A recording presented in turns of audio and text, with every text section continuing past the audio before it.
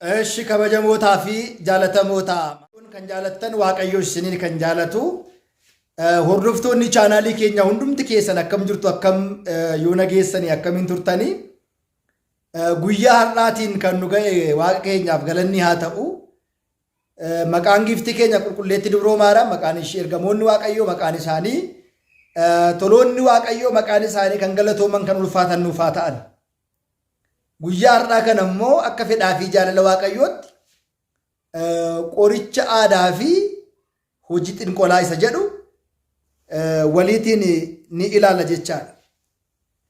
Qoricha aadaa fi hojii xinqolaa maaliif amma magaalota gurguddoo kaasee hanga magaalota xixiqqootti taappeellaa maxxanfatanii Margeetaa Egelee የባህል መድኃኒት ሼህ ኤገሌ የባህል መድኃኒት መርጌታ በሉ ቆሪቻ አዳ ሼኪ አበሉ ቆሪቻ አዳ ጀደኒ መጠንፈተኒ ከነ ሞተራ ቀርሺ ሳመን ፉደተን ባዩሊን ሳኒ ጅሩ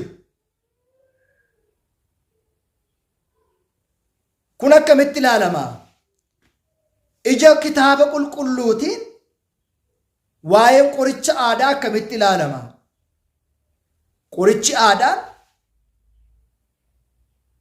aadaadhumaatiin abbooliin keenya darbee darbuu walitti dabarsaa kanarra ga'an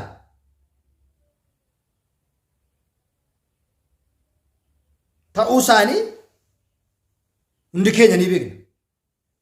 Garuu inni amantaa qabu waan xixiqqootti yookiin immoo qusaawii nagar meeshaa garaagaraatti amanuu akka hin qabne sirraa barachuun barbaachisaadha.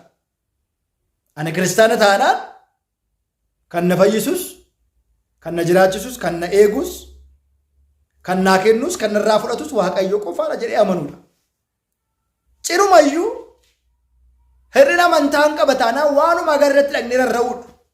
Kana ta'innaa kan na fayyisu, kana ta'innaa waaqni koo, kana ta'innaa amantaan koo dhugaa, sana ta'innaa amantaan koo jenne iraafamna. Qoricha aadaa sana kan caalu tsaballi jira. Kunoo fannoon Kiristoos jira. Imnatiin jira. Foonsaa dhiigni isaa jira. Isa fudhachuudha bara amannee. Sirumayyuu namni kan inni bade yoomidha qalbii isaa gara meeshaa garaagaraatti gaafa inni achi qabe bade. Aadaan qorichi aadaa hin kennama? Hin kennama.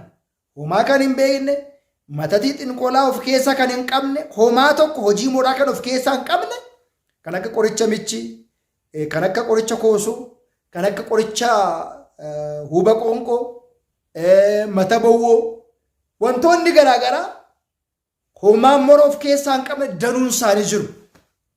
Kan akka qullubbii adii, xeenaa addaama, macaafa qulqulluutti illee jira xeenaa addaama. Baalonni kun waaqayyoon kan uumaman. Ogummaan waaqayyo namaa kennee akka isaa ittiin fayyan godhe. Qulqullichi Luqaas ofiisaayyuu dooktara ture. Amma ani kanaan miti qorichi aadaa hin hojjetu irratti miti. Isa akka amantaa abbaati. Amma garuu sababa qoricha aadaatti warra hidda mukaa ciranii tuman, warra baala mukaa shamaxxaxanii tumanii ittiin hojii xinqolannaa hojjetan waan jiraniifidha. Margeetaa Egelee የባህል መድኃኒት ቆሪቻ አዳ መርጌታ በሉ ቆሪቻ አዳ ሼክ በሉ ንጀደሙ ኩን ጠርጥር አይጠፋም ከገንፎ ሰንጥር ጀደም ሻኪ መርቃ ኬሳቲ ሁምኒ ፈለጣን ሳጋን ሂንደበሙ ሰጀዱ ማልማሊን ሞራጅሩ መርጌቶኒ ብየ ኬኛ ሆጂ ጥንቁልና ሆጀተንኩ ሂደሙካ baala mukaa gogaawwan beelada garaagaraa barru isaanii waraabessa otoo hin hafiin bineensa garaa garaatiin godhaniitu gogaa garaa garaa irratti hojii digimtii hojjetanii ittiin fayyisnaa jedhu isaan garuu ittiin moru. Kun mora malee fayyina akka hin taane lubni margeetaan mana kiristaanota kan beeknu kadhannaa taasisee bishaan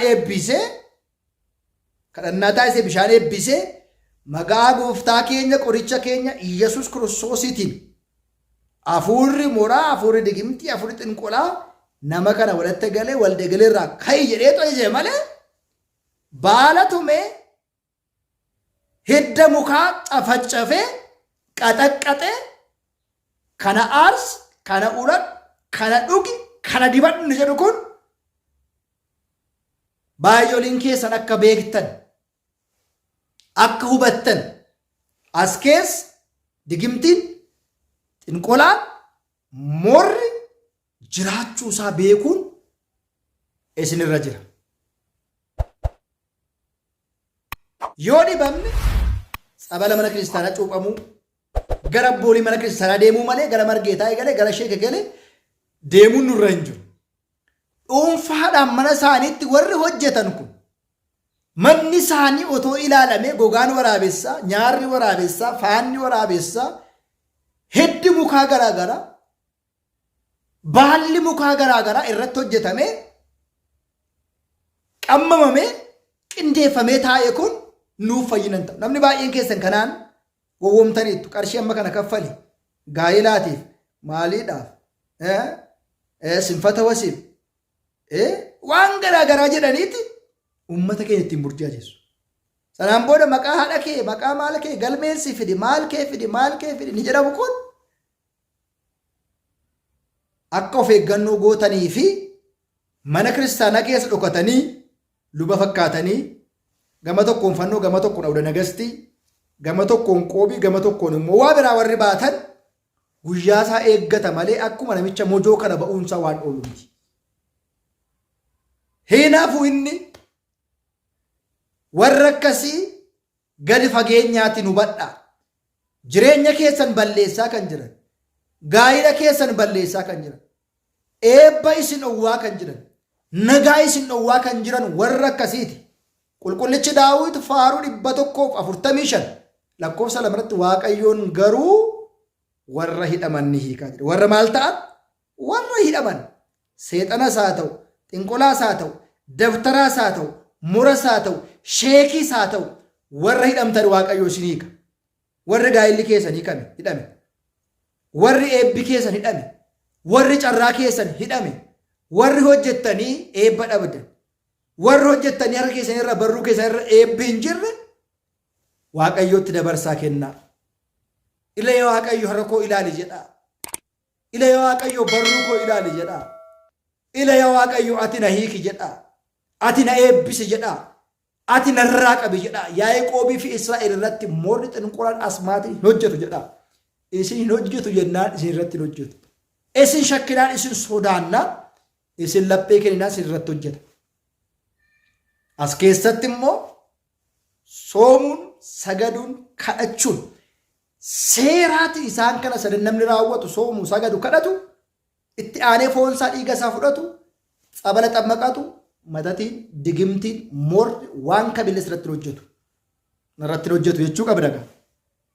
Narratti aangoo hin qabu jechuu qabdaga. Kiristoosidha fayyisaan kun jechuu qabdaga. Waaqa biraa fedhuu hin qabu jechuu qabdaga.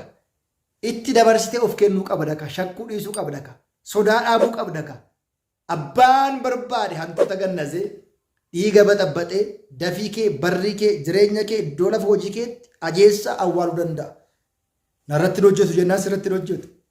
Narraa caba jennaan sirraati caba. Narraa hidhami jennaan sirraa hidhama. Narraa qabami jennaan sirraa qabama. Hara kenninaan garuu hin qabamta.